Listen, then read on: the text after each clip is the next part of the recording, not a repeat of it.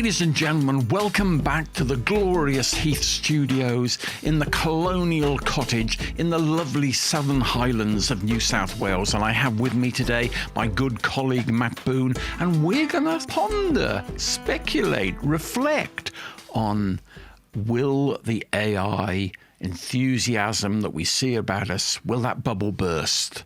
Matt, what's your thoughts? I don't think it's will, I think it's when, Peter. All right. And you know I'm always a little bit gung-ho on these kind of things. But generally, if you look at the market right now, obviously I don't need to remind our viewers of what's going on. You know, markets are at record highs. Valuations are through the roof. You've got the hyperscalers, even some of the traditional infrastructure players throwing hundreds of billions of dollars at building out data center capabilities for AI. Well, let's get to the markets. Why do you think the markets are at the record levels? Well, I think we're in almost a sort of second gilded age, Peter, if you like, in many ways, is that, you know, it's got a lot of analogies and comparisons with the industrial age, you know, when we saw coal and steel and railways kind of fueling exponential growth and investment in general. With my human-centered hat on, I think yes, there is absolutely massive opportunity to come from things like AI and quantum into the future as well. No doubt about it. But I think everybody's always just looking for that golden globe, if you like, of opportunity when it comes to investing. At the end of the day, investing is gambling, right? Yeah. We know that. Yeah. It's just a matter of when you're going to... And we all want to get rich quick.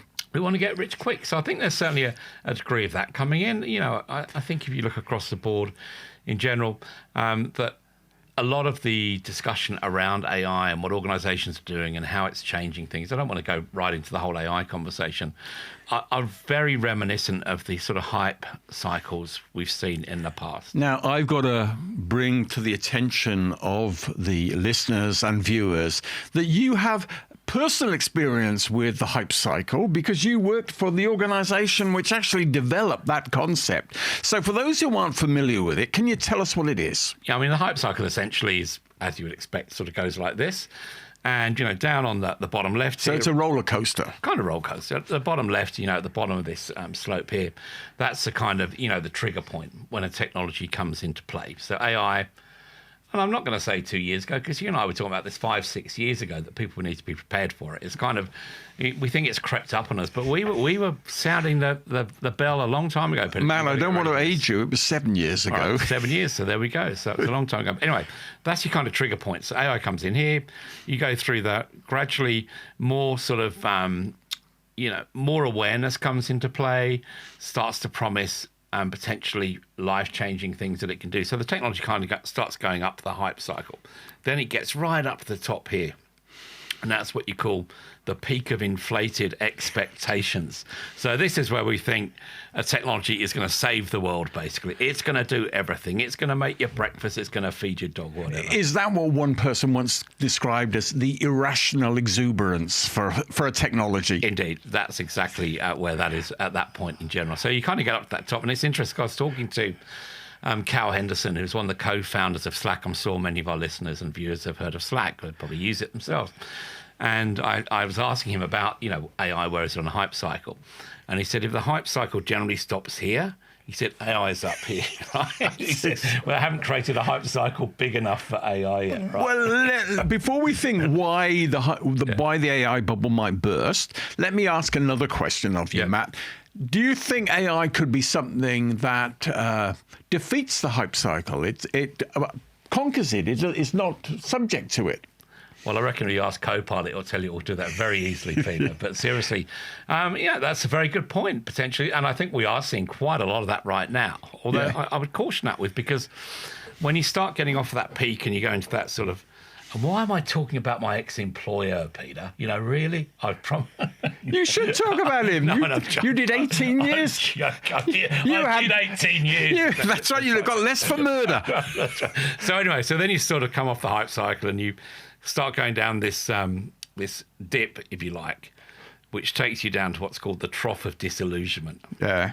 So this is where, you know, you've lived the dream, you've lived the hype, you've thrown billions of dollars at it, you've built 100 data centers in the case of some of these organizations and vendors, and now you're thinking, hang on a minute, my capex has gone through the roof. But let's step back a bit on that, Matt, because what we're talking about here is organizations, vendors who create the products that people buy for IT, they have to invest in evolving and growing those products, don't they? And the reality is, everybody feels they must play the AI game or they're going to get left behind. Absolutely. No, that's absolutely brilliant. And I'm not saying that's what we shouldn't be doing. We absolutely should be doing that. But for software companies in particular, that's a big issue, isn't it? Because in the past, you didn't have to spend big capital to evolve and grow your AI product, your IT products. You just could do it incrementally through release schedules. Yep. But for AI, you've got to invest in a lot of capital equipment to actually do that testing to prove the validity of your products. Can you elaborate a bit on that, Matt? I would absolutely agree. I think that is what we've seen. That is what's happening. I mean, even if you look at large research companies like the one I used to work for, they're finding themselves in that situation. This is not a hyperscaler; it's a provider of services that they must invest very heavily in AI to deliver the services and capabilities their customers expect. But the downside of that is, and we've seen this across the board, it's happening there, it's happening in other companies, they've got to find the money. When you look at your traditional big software companies, without naming any, you look at your big research companies, they're on 70-80% profit margin in what they do. Yeah. 70 to 80% profit margin. Is that healthy? It's healthy as long as it lasts, Peter. But then you start having to increase capital expenditure significantly. What does that do? Of course, it brings down the margin. Yeah. What happens when it brings down the margin? The street says, hang on a minute. Your margins have gone from 70 to 50 and you get hammered. And we've seen that with some big software companies after a big explosion. Yeah. We've seen that with research companies as well, not just my old one. You've seen it with Forrester, people like that as well. But there's this real kind of expectation that we love this license to print money that you fed us on for the last, 50 years. What's going on? You've got to cut your cloth differently. Indeed, that's right. But I think, to your point, when we get down that trough of disillusionment, this is when you start to see, as we talked about in the last episode, that's when you start seeing the CEO saying, you know what, this AI is keeping me awake at night because I'm not necessarily seeing the value. I'm concerned about the security and governance side of things as well. So that's kind of the cracks appearing, I think, in many ways. And Matt, I can see part of that is how much do I need to spend on AI? Do I bet the farm on it and maybe it doesn't return dividends in the short term? Or do I incrementally do it and find I'm superseded by someone who's been more aggressive with that investment? Well, we talked earlier on about what you need to know and why you need to know and what you need to do about it. And one thing we need to be doing here, Peter, is I think incremental is absolutely the right approach. And, we know people like the CIO over at Vic Police, Steve Hodgkinson, for example, we've had conversations with him. And that's kind of mantra he's lived and breathed by through a lot of his IT strategy is have an end game. Yeah. But take incremental steps to get there. The Big Bang approach in many CEOs' minds is that it doesn't necessarily work effectively. But I would come back to what I said in our last episode.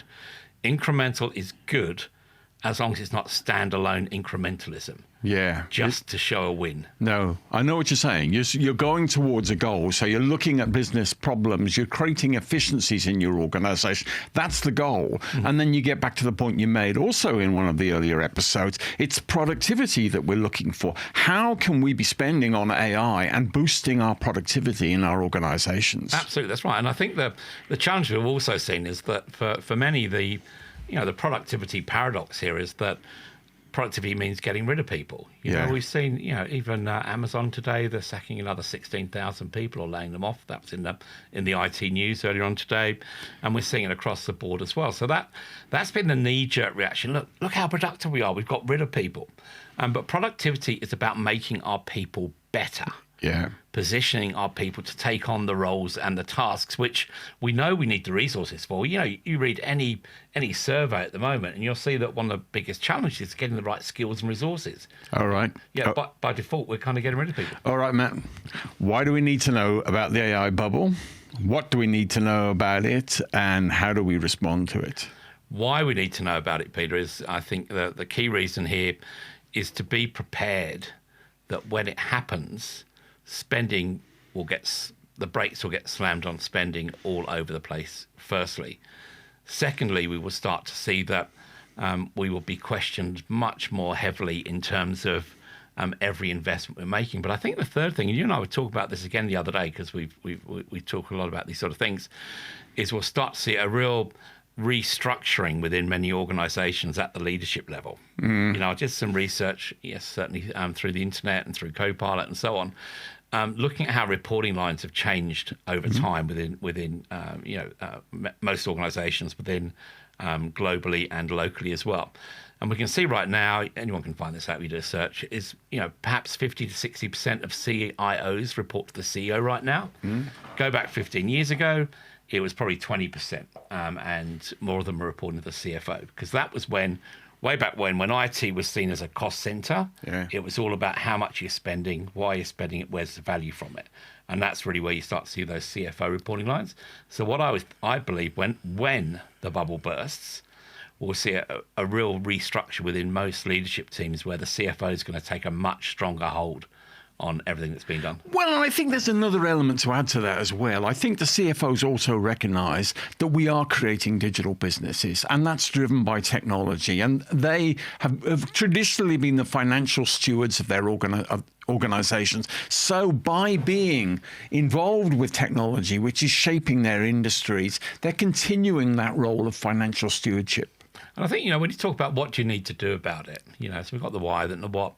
And I was just thinking while you were talking about that, and I think one of the things, and we talk about this in so many different areas of technology and business, I think what we need to do right now is conduct a thorough audit across our organization to see where AI is being utilized, where it's been deployed, who's using it, how much have we spent, how much is it costing us on an ongoing basis, and is that sustainable?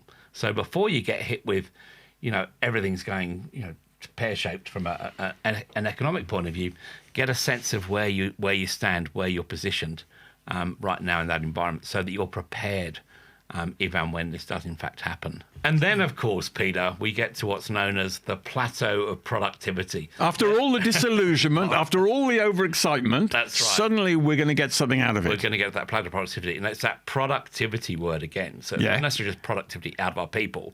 It's productivity out of the technology. So what I'm hearing there, Matt, yes, you're going to go through some ups and downs with AI. It's not going to be all plain sailing, but persist with it, stay with it, go through some of those troughs, because ultimately, at the end, AI is going to be a transformative technology. Of course it is. And it is right now, Peter, as well. And while, a whole bunch of technologies, get to that trough disillusionment, never come out of it, like they fall off the cliff, basically. What happened to blockchain? Yeah, that's right. What? Yes. I think that this is one technology. It's more than technology. It's a game changer. That is, for many, it is at that plateau of productivity. But for others, it's not. And I think those where it's not, we need to do a much better job as an industry of identifying where we see organizations and capabilities at that plateau of productivity, and how others can learn from that as well. Yeah, and I think we've also got to acknowledge that it's going to be quite painful for a lot of people in this productivity, because productivity will entail a fair amount of replacing workers with technology. And people have to adapt to that new world and learn for a way to operate within it. And that's something I think, Matt, we need to explore. I guess it's, you go back to our quick conversation we had around the Gilded Age, if you like, in terms of the Industrial Revolution, everything. The coal stokers in the steam trains, they're obviously they were impacted very heavily, and this is similar sort of things we're seeing right now. But I'd still go back to, and I'm not being romantic, if you like, but I'm still going back to that organizations have a responsibility to think about how they can prepare their people for the changes that are coming. And that doesn't mean give them a bit of outplacement services and a couple of months' pay, Peter. No, it doesn't. And it means that they may learn to work in an AI and digital space. Ultimately, they may be displaced by it, but they'll have skill sets that will make them transferable to new organizations. And make their organization better for it as well, Peter. So the next episode of Boon and Bust, we're going to look at the skill sets you need to survive and thrive in a world that's built around AI and the digital economy. Matt mentioned there one of the biggest IT employers laying off huge numbers of staff. How can people future-proof themselves in a world which is driven by AI and digital? Indeed. And how can we future-proof ourselves, Peter, for the next 30 years? That's right. Thanks very much.